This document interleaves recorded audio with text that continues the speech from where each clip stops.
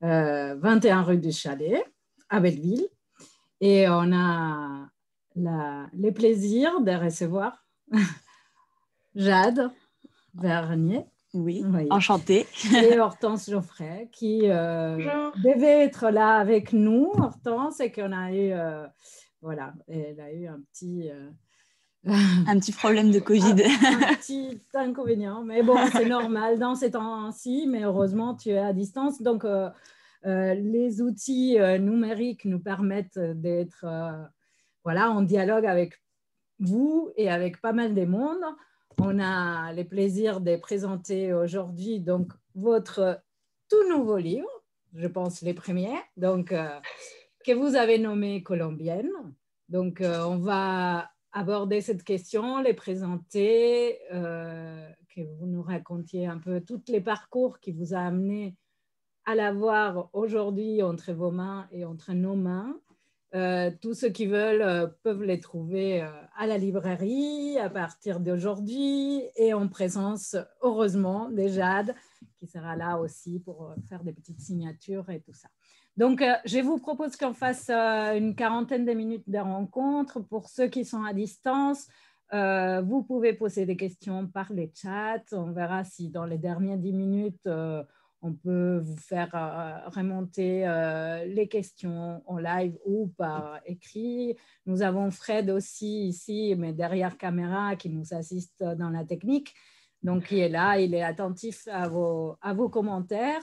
Et voilà, donc on va plus tarder. En fait, j'ai ma première question pour Jade et Hortense, c'est que vous me racontez, ou que vous nous racontez un petit peu comment naissent ces projets. Je sais que c'est un voyage que vous avez fait ensemble il y a quelques années, donc quand vous aviez 20 ans, et vous le répétez assez souvent, nous avions 20 ans, donc je pense qu'il y a une symbolique importante de cette jeunesse, de cette première expérience, d'un voyage qui vous a marqué, mais qui visiblement avait aussi un objectif.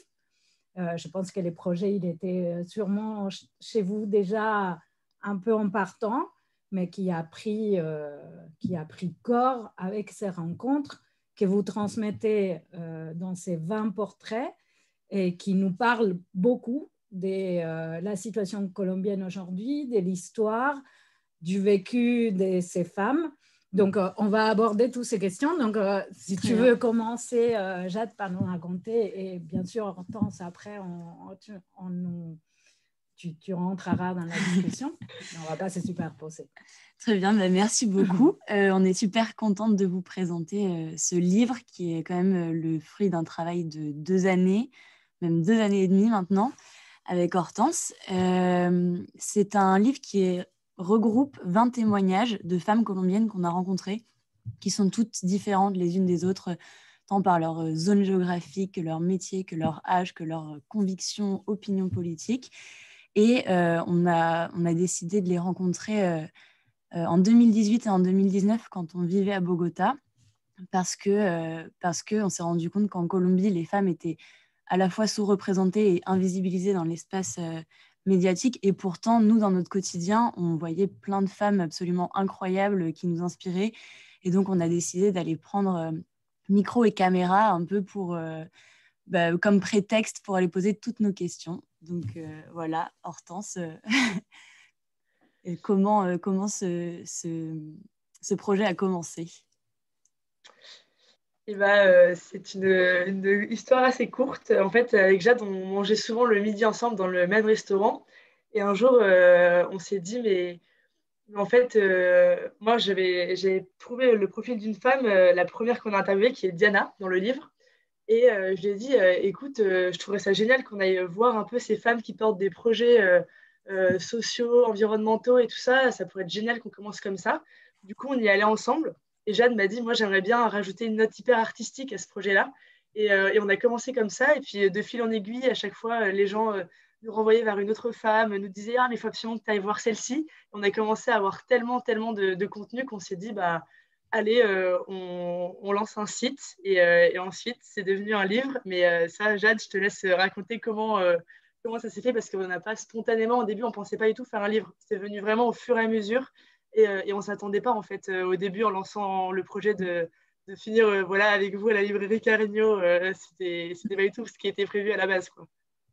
Oui, alors justement, donc pendant l'année, on allait les rencontrer, on les prenait aussi en photo. Je pense qu'on peut peut-être montrer quelques photos sur le diapo. Voilà, donc juste après. Et on les prenait en photo, on les filmait. Enfin, c'était vraiment... on tenait notre site en français et en espagnol. Et en fait, après, en rentrant en France, on s'est rendu compte que déjà, c'était un travail monumental de retranscrire justement leurs mots, de faire en sorte que ça soit compris à juste titre par un public français. Parce que la Colombie est un pays très complexe et où il y a un vocabulaire de guerre qu'on ne connaît pas du tout en France. Et du coup, on s'est dit, bon, on va retravailler tout ça, on va travailler vraiment le texte, l'écrit, et on va se servir de ces photos du coup qui illustrent le livre et d'illustrations d'une artiste colombienne qui s'appelle Verónica Rincón León pour mettre en avant ce qu'elles disent et que les Français connaissent un peu mieux la Colombie et la vie de ces femmes. Mais attends, Jade, donc vous êtes arrivée en Colombie avec une idée, un projet. Vous avez commencé par prendre ces portraits, faire des entretiens.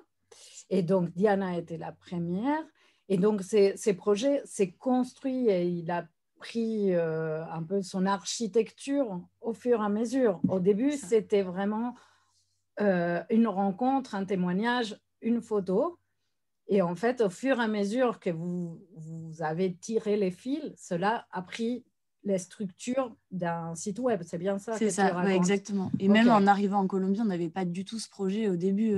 C'est vraiment en discutant entre nous, on s'est dit, bon, on donc y c'est va, le quoi. fruit vraiment des rencontres. C'est ça. Et de cette envie de témoigner de ce vous étiez en train de vivre en direct, si je ne me trompe pas.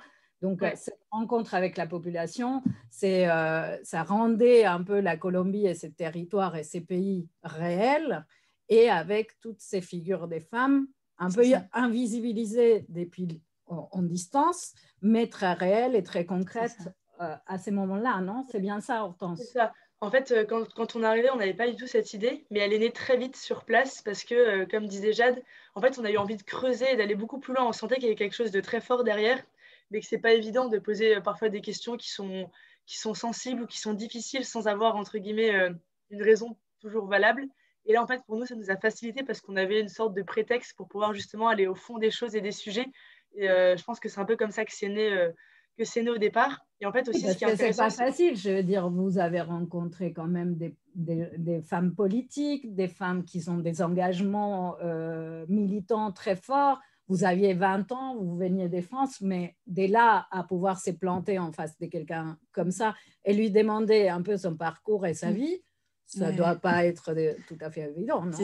Oui, c'est pour ça que c'était plus facile d'y aller avec un micro, une caméra et dire, nous, on veut que la Colombie soit mieux connue des Français, parce que c'est vrai qu'en France, la Colombie, c'est essentiellement Narcos, Ingrid Betancourt et Shakira pour le côté un peu pop, quoi. Donc, il y avait une grande méconnaissance. Bah d'ailleurs, c'est un peu ce que vous dites en introduction, c'est-à-dire que l'image de la Colombie qu'on a aujourd'hui ou qu'on a dans les dernières années en France est très liée à ces éléments qui, bon, certes, on fait partie du cœur battant, disons, pour les meilleurs et pour les pires, de la Colombie des dernières 50 ans, parce qu'il faut se rappeler, vous faites un petit résumé de l'histoire, il faut se rappeler que c'est un pays qui a vécu 50 années d'une guerre fratricide, on dit, assez déchirante, avec énormément de morts, avec des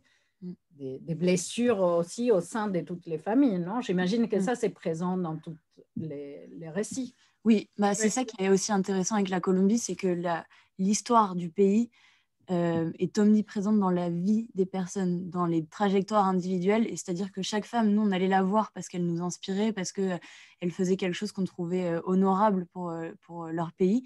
Mais en même temps, chaque femme, on leur demandait ce qu'elles avaient vécu, pourquoi elles en étaient arrivées là. Elles avaient toutes vécu des choses assez dramatiques et un peu inimaginables quand on vient de la France, souvent. Oui, vas-y, Hortense. Moi, je vais revenir sur au début où enfin, je pense qu'au début, on était un peu porté aussi par une forme de, je sais pas, pas de légèreté, mais en fait, par exemple, quand on arrivait, on parlait quand même pas forcément très bien espagnol. Et du coup, on avait un peu ce double défi où, en plus, on rencontrait donc des femmes, certaines politiques, notamment, qu'on a rencontrées assez vite, où on avait encore un niveau qui était pas, on se débrouillait, on se faisait comprendre et on comprenait globalement, mais ça sentait qu'on était quand même arrivé il y a pas si longtemps. Et du coup, je pense que c'était tout un défi en plus, et du coup, ça ne nous faisait pas forcément réaliser. Et c'est ce qui nous a aussi permis d'aller toucher, d'aller parler avec des femmes où je pense qu'avec du recul, on se serait dit non, mais elle, quand même, ça va être compliqué, on n'y arrivera pas. Alors que là, on se dit juste, bah, autant essayer, on n'a rien à perdre. Et en fait, ça a énormément fonctionné, beaucoup plus que ce qu'on imaginait. Donc, Oui, on a réussi à avoir quasiment toutes les femmes qu'on avait voulu interviewer, quoi. il y avait sûrement une certaine fraîcheur de votre part qui vous dégageait un peu et, et, et un positionnement extérieur, ce qui aide à peut-être pouvoir se placer dans un espace neutre, non? À un niveau Ouais. Et en même temps, ce qui était intéressant, c'est que dans tous les cas, on était jeunes et ça se voyait, et les femmes étaient de manière générale beaucoup plus âgées que nous. Et les discussions tournaient parfois à une forme de conseil de femme à femme ou conseil pour le futur, où elles étaient là, on posait des questions assez intimes et elles nous disaient, bah, moi, quand j'avais votre âge, j'étais aussi comme vous, j'étais super curieuse, je posais plein de questions, j'étais un peu révolutionnaire, enfin voilà. Et il y avait cette intimité qu'on recherchait, et c'est aussi pour ça, je pense, qu'on a voulu rencontrer que des femmes. C'est que nous-mêmes, on devait se poser des questions tant sur la Colombie que sur les femmes et le parcours de vie, comment on fait pour être une femme qui s'engage pour son pays. Oui, vous étiez juste en train de finir un peu vos parcours d'études, non? C'est ça. À peu près. Oui, c'est ça. Ouais, d'accord. Et je voulais vous demander, est-ce que vous avez bougé? Parce qu'en fait, ce qui est intéressant, c'est que vous avez trouvé et choisi des femmes qui viennent de plusieurs territoires. Est-ce que vous avez pu peut-être visiter certaines? Il y en a beaucoup qui, certes, viennent à vivre à Bogota. J'imagine que vous les avez rencontrées là-bas. Mais est-ce que vous avez pu bouger un petit peu? Ouais, bah, on a beaucoup bougé. On a même parfois, en fait, quand on avait des périodes de vacances, on partait à l'endroit, enfin, on partait vite découvrir une région qu'on ne connaissait pas, justement pour ce grand reportage. Et donc, on a été dans différents endroits, et ça a été, enfin, on a même été accueillis, tu vois. Je pense à la communauté indigène, par exemple, dans la Guajira. On a été chez eux, on a passé toute la journée avec eux, etc. On a été à Cali, on a été à Neiva, enfin, on a fait pas mal d'endroits parce que quasiment toutes les interviews, enfin, comme on allait directement sur place et qu'on a toute une partie qui ne sont pas du tout de Bogota et qui encore aujourd'hui ne viennent pas de Bogota, on a quand même beaucoup voyagé, je trouve. Et certaines qui sont de Bogota, on ne les a pas rencontrées à Bogota. Donc, c'est pas mal ça. Parce que je pense à certaines qu'on a rencontrées dans des congrès politiques, par exemple, et les congrès avaient lieu hors de Bogota, mais en soi, elles vivaient à Bogota aujourd'hui, et donc ça faisait qu'on a beaucoup voyagé pour ces projets, et ça a été justement un moyen de découvrir et de voyager hyper différemment, parce que même les choses qu'elles nous disaient, ou la manière dont elles nous disaient visiter telle ou telle ville, ça n'avait rien à voir avec quand on se voyageait avec le petit guide du routard, ça n'a aucun rapport, quoi. Ouais, d'ailleurs, vous l'avez dit aussi en introduction, les peuples colombiens est un peuple qui connaît mal son territoire, qui est occupé presque par la moitié par la forêt amazonienne, qui a été malheureusement même les territoires gênés par ces conflits et que donc leur ont empêché de vraiment connaître les Pacifiques et les Nords et les desserts. Je veux dire, j'ai appris que ben voilà, ces connexions ne sont pas faciles. Je veux dire, concrètement. Bah parce que justement, le territoire en Colombie, c'est un peu le lieu de tous les conflits. Et comme dans beaucoup, enfin, c'est un pays très divers, donc on a un désert sec, on a l'Amazonie, les plages paradisiaques, enfin, il y a vraiment même les montagnes enneigées, il y a vraiment tous les paysages, donc c'est à la fois très inaccessible et d'autant plus inaccessible que ces territoires étaient occupés par des guérillas, des paramilitaires, par l'armée, par les narcotrafiquants, et qui les rendaient dangereux. Et donc, les gens juste déjà partaient de ces territoires, ce qu'on appelle les déplacés en Colombie. Et surtout, ne voyagez pas. Il y a énormément de Colombiens qui nous regardaient bizarrement quand on disait qu'on allait sur la côte Pacifique, parce que c'est toujours un territoire assez dangereux, mais il y a des zones maintenant qui le sont beaucoup moins. Mais pour eux, ça ne leur viendrait pas à l'esprit d'aller là-bas. C'est complètement inconscient pour beaucoup de Colombiens. Oui, ça c'est très intéressant. Mais justement, dans les témoignages, et c'est ce qu'on lit, les déplacements, c'est aussi une blessure de guerre, non? Comme d'une certaine façon, quelque chose qui a marqué, tu parlais de ces témoignages des femmes à femmes et des femmes âgées aux femmes plus jeunes, que toutes ces femmes vous ont accueilli un peu aussi dans un souci de transmission. D'une certaine façon, elles ont toutes des parcours et des vies chercher des drames, entre guillemets, mais pas seulement des combats, peut-être. Des combats, des combats gagnés, des combats perdus. Et ces déplacements, qu'est-ce que ça veut dire? Est-ce que vous avez réussi à les savoir? Alors, toi, si tu veux expliquer. Ok. Donc, les déplacés, c'est hyper particulier en Colombie parce qu'encore aujourd'hui, c'est le pays qui a le plus de déplacés internes au monde. Donc, qu'est-ce que ça veut dire? Ça veut dire qu'il y a des gens qui habitaient dans une région qui ont été obligés de partir parce qu'ils étaient trop menacés, parce qu'en gros, on voulait récupérer leurs terres. Et donc, par exemple, en Colombie, si vous allez à Medellín, un quart des habitants de Medellín sont déplacés à cause du conflit.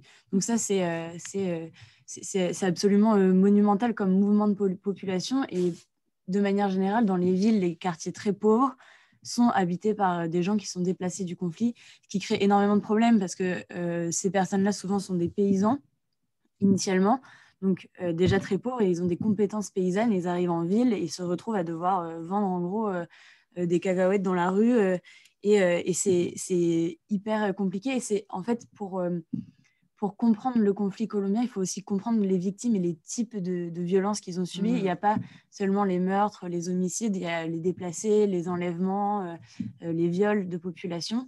Et chaque acteur, on va dire, chaque protagoniste du conflit armé avait ses moyens d'action particuliers. Et le déplacement des populations est un peu au cœur de la réalité colombienne. Et donc, une partie des femmes qu'on a rencontrées sont des déplacées. Et c'est pour ça que dans le livre, vous pouvez voir, il y a une carte et on a mis la ville d'où elles viennent et la ville où elles habitent. Et on a précisé si elles étaient déplacées ou pas.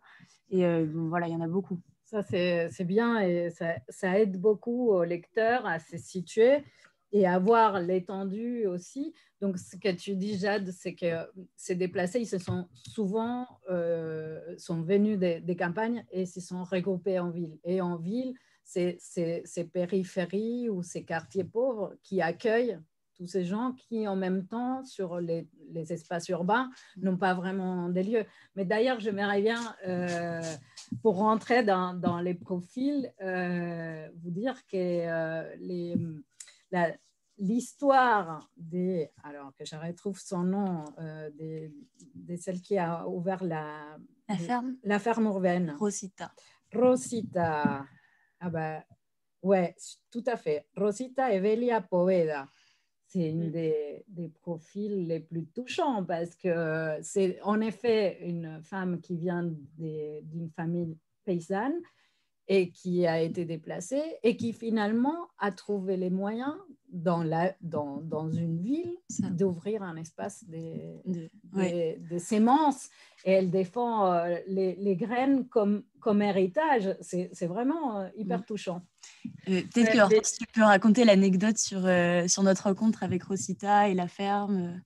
Oui, alors justement, l'anecdote, je voulais dire que du coup, même moi, ce qui m'avait frappé, c'est que quand on interviewait ces femmes, ça fait tellement partie de leur identité qu'on leur demande, on leur pose juste une question, du coup, votre prénom, présentez-vous. Et tout de suite, elles vont dire spontanément, par exemple, moi, c'est Maria Fernanda, et je suis une victime du conflit et je suis une déplacée. Et c'est quelque chose qu'elles vont présenter au même titre que nous, on pourrait dire, et je travaille dans je sais pas quoi. Enfin, c'est quelque chose qui est fondamental, et on sent que dans quasiment toutes les interviews qu'on a faites, beaucoup disent tout de suite je suis victime du conflit. Enfin, c'est un mot, le mot victime, qui est sans arrêt utilisé et qui est hyper fort. Et je trouve que c'était assez important. Et d'ailleurs, sur toute cette partie de voilà, des gens qui viennent plutôt des campagnes ou de régions qui n'ont rien à voir avec des régions plus un peu plus industrielles ou urbaines comme Bogota, par exemple. Il y a Maria Fernanda qui en parle très bien et qui explique, elle, justement, qu'elle venait de la côte Caraïbe, qu'elle est arrivée et en fait, toutes les compétences qu'elle avait apprises là-bas, elles lui servaient plus à rien en ville et que c'est comme ça que du coup, elle se retrouve sans emploi et qu'elle ne s'en sort pas et que c'est un cercle vicieux. Et donc, elle s'est retrouvée enfin, elle a été obligée de se prostituer. Et je trouve ça assez intéressant. Et donc, sur toute cette partie-là, je trouve que c'est l'interview qui explique le mieux un peu ce côté très compliqué à gérer entre d'un côté les campagnes et les villes, où il y a une vraie fracture en Colombie entre les deux. Mais donc voilà. Et donc pour une note un peu plus rigolote, du coup, sur l'anecdote avec Rosita. Donc en fait, donc on a été directement dans sa ferme. En fait, elle tient une ferme urbaine qu'elle a créée au cœur de Bogota, dans un quartier populaire. Et donc on allait la rencontrer, on allait visiter cette ferme. Et c'était au moment où, en fait, pour le site web, on voulait tester différents formats. Donc, on faisait des interviews vidéo et on voulait aussi, voilà, on faisait de l'écrit, de la vidéo, etc. Et elle, on s'était dit, on veut une interview vidéo. Donc, on commence l'interview, on installe toute la caméra, tout était impeccable. Et en fait, là, il y a un perroquet qui débarque et qui vraiment répétait chaque phrase qu'elle disait et qui rigolait, mais vraiment comme s'il se foutait de notre gueule, mais ouvertement, mais pendant tout le truc. On a retrouvé les enregistrements et vraiment, on était hyper dépités en mode, bon, bah, c'est un grand loupé, ça sera en version écrite. C'est pour ça qu'il est là, non, les petits perroquets? Ouais, c'est ça. Ah ouais, d'accord. C'était un moment très crucial de cette interview. C'est d'ailleurs elle qui a commencé par vous nourrir, de vous faire un gros repas. Ouais, on est arrivé et elle nous a dit mettez-vous les pieds sous la table et elle nous a ramené à manger pour 20 jours. Et elle nous a montré aussi le grand livre avec toutes les graines qu'elle tenait de sa grand-mère. Enfin, c'était hyper touchant comme moment et comme interview. Absolument. J'ai remarqué, donc, oui, la question des déplacés amène aux questions des pauvretés et des quartiers voilà, défavorisés, qui trace aussi toutes les histoires. Je veux dire, qui se trouvent peut-être des fois en marge, des fois au cœur. Je veux dire, j'ai réponse à cette rappeuse qui parle de sa vie, qui parle aussi de sa séparation. Donc, les femmes, il y en a beaucoup qui ont des enfants très jeunes, mais un peu comme un échappatoire aussi à un système patriarcal des familles. Donc, s'échapper un peu du pouvoir du père ou de l'absence du père, parce que les hommes sont aussi des fois disparus ou absents par des séparations ou par des violences ou par des assassinats. Je veux dire, il y a tout ça. Et donc, elle se retrouve mère jeune, comme c'est le cas des... rappelez-moi les prénoms. D'Edila. Et finalement, elle trouve la force, elle trouve sa place et elle va... Dila, c'est vraiment un parcours hyper intéressant parce que c'est une rappeuse et graffeuse à Bogota. C'est ça. Et elle a eu son enfant à 15 ou 16 ans, sa fille, et sa fille qui elle-même a eu un enfant à 15 ans. Donc, c'est vraiment une reproduction des schémas. Elle est partie de chez elle vers 15 ans pour rejoindre son copain qui la battait. Donc, elle a réussi après à partir, à quelques années plus tard récupérer la garde de sa fille. Donc, une histoire super compliquée.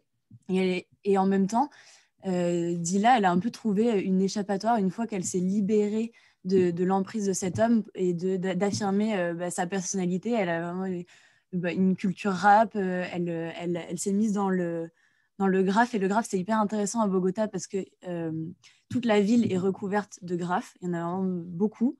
Et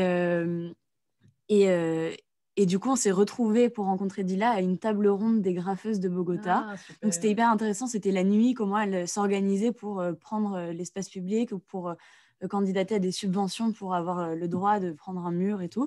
Et donc, on a rencontré Dila là-bas. Et voilà, après, elle continue de vivre dans un quartier hyper défavorisé, mais dont elle est fière. Elle vient de là et elle adore, tout le monde la connaît dans le quartier et c'est génial. Après, elle est toujours dans une précarité économique qui est énorme. Elle chante dans les bus pour avoir de l'argent, donc même elle ne sait pas trop écrire espagnol, on parlait que par messages vocaux. Donc, c'était vraiment l'extrême pauvreté dans les quartiers, et en même temps, cette femme qui était sûre d'elle et qui avait pris son indépendance suite à cette histoire avec cet homme violent. Et... On a l'impression vraiment qu'elle a trouvé sa place et son rôle, c'est-à-dire qu'autant occuper les espaces des murs avec des graphes, autant chanter et prendre la parole dans les bus, c'est aussi un peu savoir où on est, être bien dans ses bottes, bien ou mal, comme tu dis, c'est précaire, mais on trouve qu'elle a trouvé sa place dans ces quartiers. D'ailleurs, elle dit, je préfère chanter dans les bus dans mon quartier, parce que les gens humbles, c'est eux qui vont m'aider. C'est pas tellement dans les quartiers chics ou avec les touristes. Ça parle beaucoup ce qui... Je pense qu'on a déjà pas mal de questions, mais j'aimerais bien peut-être finir une ou deux autres profils qui m'ont beaucoup touchée, parce que les cas, par exemple, de Maria del Carmen est aussi très mignon. C'est avec ces profils que vous ouvrez les livres. Et elle, c'est une maîtresse, mais quand elle raconte sa vie, et pourtant je pense qu'il doit y avoir beaucoup d'autres choses, l'expérience qui l'a marquée, elle décide de vous transmettre, c'est l'expérience de ses 3 enfants qu'elle a acceptés dans son école primaire, non? C'est marrant. Tu t'es dit, en fait, ces ambiances des déplacés, cette douleur qui est autour, marquent même les gens qui ont d'autres positions plus favorables, non? Tu veux la présenter, Hortense? Ouais, bah moi, c'était une de mes préférées. Et donc, en fait, c'est ce que j'ai trouvé très intéressant, c'est que pour moi, elle est un petit peu différente des autres interviews, parce qu'en fait, elle ne se présente pas elle, mais elle explique une vision de la Colombie et de son métier à travers justement une histoire qui est du coup celle de ses 3 enfants. Et c'est une interview qui a été très longue, je pense qu'elle a duré bien 1h30, 2 heures. Et en fait, l'histoire de ses enfants, elle nous l'a racontée, mais pendant la moitié, plus de la moitié de l'interview. Donc ça a été quelque chose qui a été hyper fondamental. Elle allait dans tous les détails, elle nous racontait mot à mot, et on sentait que vraiment c'était c'est un peu au regard de sa vie et du travail qu'elle faisait, c'était vraiment ça qui en révélait un peu toute la force. Et je trouvais l'histoire incroyable et hyper jolie, et aussi intéressant en fait, voilà, justement ce espèce de prise de recul où c'est elle qui nous raconte une histoire. Et du coup, je trouvais ça intéressant, c'est que ce soit pas directement la sienne, mais du coup de passer par ces 3 enfants. Ouais, c'est vraiment ça. C'est vrai que c'est très touchant. Bon, on continue à recevoir des questions, donc je me dois de vous poser quelques-unes pour que vous puissiez répondre quand même aux interrogations de ceux qui nous regardent. Camille demande pourquoi avez-vous choisi de faire les livres en français? On a choisi de faire le livre en français parce que, donc, initialement, sur le site web, on faisait en espagnol et en français. Et parce qu'on s'est dit, c'est pas du tout pareil de retranscrire les mots de ces femmes pour des Colombiens, par exemple, que pour des Français. Parce que, comment dire, les Colombiens utilisent tout un vocabulaire qui est souvent lié au conflit armé, qui est une évidence en Colombie, mais en France, ces mots n'auraient pas du tout la même force. Et donc, le texte ne serait pas du tout retranscrit pareil. Donc, on s'est dit, OK, nous, ce qu'on va faire, c'est comme on est française, on va retranscrire, traduire et mettre en forme pour un public français. Ça nous permettait de vraiment beaucoup plus cibler la manière d'écrire et de dire l'objectif à la fin, c'est que quand on ferme le livre, déjà on soit inspiré par ces femmes, mais surtout qu'on connaisse un petit peu mieux la Colombie, que peut-être que c'est plus facile de connaître un pays quand on nous raconte une histoire que en lisant un livre d'histoire un peu compliqué à lire. Donc c'est pour ça que... Mais on a quand même un objectif de le traduire en espagnol, on nous demande beaucoup, donc on verra ça dans un second temps. Très bien. Alors, Justine vous demande, peut-être Hortense, toi tu peux nous dire, avez-vous reçu de l'aide pour retranscrire ces entretiens? Parce que c'est vrai que ça doit avoir été un gros travail. Ça a été un énorme travail. On a reçu un peu d'aide, oui, notamment au début, d'un bon ami à nous qui parlait bien espagnol et qui nous a un peu aidés au départ. Et ensuite, on a quand même fait la grande majorité nous-mêmes. Et du coup, ça a été un travail très long, mais on s'est rendu compte qu'on avait beaucoup progressé aussi parce que autant au départ, on n'était pas très efficace parce qu'on n'avait pas trop de méthodologie, donc on retranscrivait tout. Après, on traduisait et c'était brouillon, enfin, ça nous prenait du temps. Et à la fin, on était hyper rodés, on allait beaucoup plus vite. Et je trouve que c'était assez intéressant parce que même on s'est rendu compte, on avait fait un site web avant, on a repris les interviews qu'on a retrouvées du coup et qu'on avait écrites il y a déjà plus d'un an. Et en fait, en les relisant, on s'est dit, mais c'est pas possible en fait. Enfin, ça va pas du tout. C'est pas, enfin, on était beaucoup trop traduction notamment. On avait du mal à se détacher. On avait tellement peur en fait de trahir leur message et ce qu'elles avaient à nous dire qu'on était trop littéral par rapport à l'espagnol et que du coup en français ça perdait vachement de force et parfois c'était même pas toujours très clair. Donc on a eu un gros travail à faire pour justement apprendre à pouvoir tourner les phrases différemment sans pour autant changer le message final et au contraire mieux le servir. Donc, je pense que ça a été un peu le gros apprentissage de la retranscription, mais très très gros travail en effet. Et après, on avait un ami qui nous aidait pas mal, donc français, à relire à chaque fois. Et c'était bien parce qu'on pouvait comme ça cerner ce qui était compréhensible ou pas d'un point de vue français qui connaît assez vaguement le pays. Parce que nous, parfois, ça nous paraissait évident et en fait, pas du tout. Donc, on envoyait comme ça à plusieurs amis. Et on est repassé 15 fois à peu près sur chaque interview, je pense. Donc, Bon, mais ça, c'est un travail assez abouti. Je vous transmets une autre question, c'est la question de Solal. Les femmes se sont-elles confiées facilement? Tu veux répondre, Jade ou... Vas-y. Je dirais que ça a été assez... En fait, ça dépendait vachement du profil de la femme parce qu'on sentait énormément celles qui étaient assez rodées dans leur discours. Par exemple, les femmes politiques, où c'est un discours qui est très... elles savent où elles veulent aller. Donc pour nous, on va dire que entre guillemets, c'est plus simple parce que c'est bien conduit, c'est facile, il y a une logique, etc. Mais c'était très dur de réussir à les faire un peu sortir de ça, justement, j'ai trouvé. Parce qu'elles savent ce qu'elles veulent dire, elles savent leur message et elles ont l'habitude des caméras. Donc, en soi, c'était plus simple en termes de travail et c'était plus clair, mais parfois moins touchant, je pense. Alors que certaines femmes qui, pour le coup, n'avaient jamais eu la moindre interview, n'étaient pas forcément très à l'aise, pas très habituées. Souvent, au départ, il fallait un petit temps pour les mettre dedans. Et après, si j'ai été assez étonnée, je sais pas ce que tu en as pensé, Jade, mais moi, j'ai trouvé qu'elle s'ouvrait à nous. Enfin, moi, j'aurais été incapable de, aussi rapidement, avec des personnes que je connais pas du tout, m'ouvrir à ce point. Je pense notamment à Maria Fernanda. C'est donc une des femmes, celle qui est sortie de la prostitution et qui, au début, en fait, ça se sentait bien dans sa posture, où elle était assez renfermée, un peu courbée, on sentait qu'elle n'était pas forcément très à l'aise et elle était assez méfiante. Et petit à petit, on a senti qu'elle s'ouvrait et que, comme s'il y avait une sorte de carapace qui tombait, et ça a été une des interviews qui nous a le plus touchées toutes les deux parce que c'était une des plus fortes émotionnellement. Et ouais, moi, j'ai trouvé que globalement, c'était assez fascinant à quel point elle s'ouvrait à nous. Et on orientait un peu les questions aussi pour aller vers ça. On leur posait des questions sur leurs rêves quand elles étaient enfants notamment. Et en général, on avait pas mal de surprises. C'était pas des questions...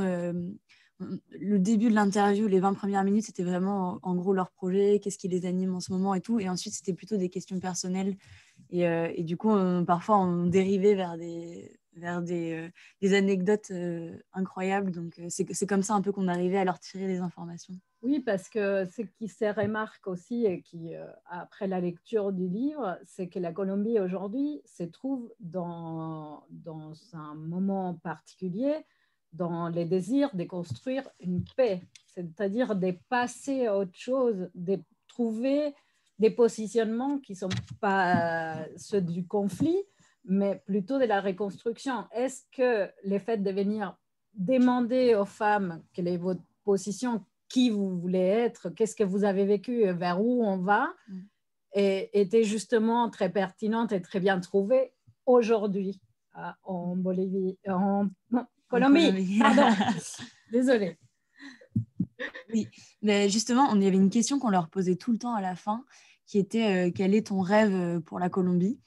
Et elles nous ont toutes répondu, sans exception, la paix. Et c'était super étonnant parce que la paix, quand on est français, enfin, je sais pas, mais on le voit à l'école, c'est une notion un peu vague et assez, je sais pas, très peu émotionnelle, on va dire. Et d'un coup, après des heures et demie de témoignages, qu'elles nous disent la paix, ça prenait tout un autre sens et elles étaient toutes sûres de ça et c'était une réponse évidente, quelle que soit leur conviction politique. Parfois, elles avaient des avis opposés, mais tout ce qu'elles voulaient à la fin, c'était cette fameuse paix dont on parle tant en Colombie. Bah oui, parce qu'en plus, il y a des femmes qui, plus ou moins, sont nées il y a 52 ans. Oui. Elles ont vécu toute une vie des guerres. C'est inimaginable pour nous d'arriver à 50 ans et dire, bon, bah, je n'ai connu que ça. Mais il y a Lilia qui se présente comme ça, notamment, qui dit je suis une femme de 61 ans, pleine de rêves, d'espoir, de désillusions, et toute ma vie a été marquée par le conflit armé. Ouais, et voilà. Et ça, après, elle explique en plus, c'est une femme incroyable qui est hyper positive et pleine de joie, mais elle a tout à fait conscience qu'elle a baigné dans cette violence. Bah ouais. Bon, j'ai encore plein de questions, donc je vais essayer de me presser un petit peu. Alors, je choisis une au hasard. Donc, Sophie demande comment a été perçu votre projet par les femmes et leur entourage? Eh bien, souvent, c'était... En fait, souvent, j'ai trouvé que c'était très bien perçu, et notamment parce qu'en fait, il y a cette posture de ces deux Françaises qui s'intéressent à l'histoire de la Colombie. C'était un peu étonnant. Enfin, j'ai trouvé qu'au départ, souvent, elles étaient assez intriguées et assez flattées aussi. En fait, de se dire, ah, c'est génial parce que des personnes qui viennent d'aussi loin s'intéressent à ça et qu'elles vont pouvoir diffuser le message un peu au-delà même des frontières colombiennes. Et du coup, ça nous a aussi fait mis d'ailleurs dans des situations assez rigolotes où une fois, on s'est retrouvés justement dans un congrès. Et il y a des gens qui sont venus nous voir en mode ah, vous êtes journaliste pour l'ONU, c'est ça? Et donc, nous, on se retrouvait dans une situation dans laquelle on n'était pas du tout. On était des journalistes accrédités de l'ONU alors qu'en fait, pas du tout. Et donc, je trouve que ça nous a donné, en fait, le fait d'être étranger, notamment, une posture où on était beaucoup plus crédible d'un coup parce que voilà, c'était ce côté de ils s'intéressent alors que ils sont pas de ce pays-là et je pense que ça a quand même aidé aussi en termes de crédibilité. Enfin, Jade, on en a déjà discuté, je pense que tu es d'accord avec ça. Mais sinon, c'était très bien perçu. Et d'ailleurs, là, quand on leur a renvoyé leurs articles, qu'on leur a renvoyé et traduit, chacun le leur. Et c'est hyper touchant de voir leurs réponses. Elles étaient hyper impliquées. Elles nous disaient ah oui, et ça, et puis si, est-ce que vous pouvez rajouter mon deuxième nom de famille parce que pour moi c'est hyper important qu'il apparaisse. Enfin, donc il y avait vraiment on sentait qu'elles étaient aussi impliquées dans le projet, donc c'était hyper sympa à voir. Alors, je continue par une question des Blanches.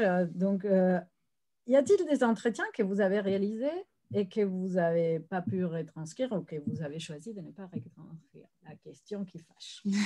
Non, pas du tout. On a tout retranscrit parce que notre posture de base, et ça, on l'avait dès le début du projet, c'était de dire c'est elles qui ont quelque chose à raconter, elles parleront à la première personne, enfin, c'est du témoignage, et nous, on est juste le témoin.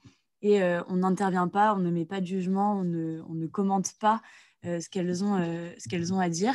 Et donc, à partir du moment où on va rencontrer quelqu'un et qu'on lui donne la parole, sans émettre de jugement, on ne peut pas non plus choisir de le publier ou pas. Donc, on les a toutes publiées et voilà, on en est contente. C'est bien. C'est vrai qu'elles ont toutes quelque chose à dire et qu'elles nous apportent toujours une vision différente. Bon, alors, essayons de... Il y a beaucoup de questions. Hey. Est-ce que le livre sera publié en Colombie, demande Kimberley? Là, on est en train de voir parce qu'on voudrait le publier, bon, pour l'instant, du coup, en français et qu'il soit présent dans des librairies françaises en Colombie. Donc, on est en train de voir pour qu'il puisse être présent en Colombie. Et ensuite, comme on l'a dit au départ, on aimerait bien à terme réussir à en faire une version en espagnol, mais ça sera un gros travail. Donc, pas tout de suite. On va prendre d'abord d'abord, on s'occupe de celui-ci, on finit bien ça et on verra dans un second temps. Mais en effet, c'est un projet qu'on a en tête.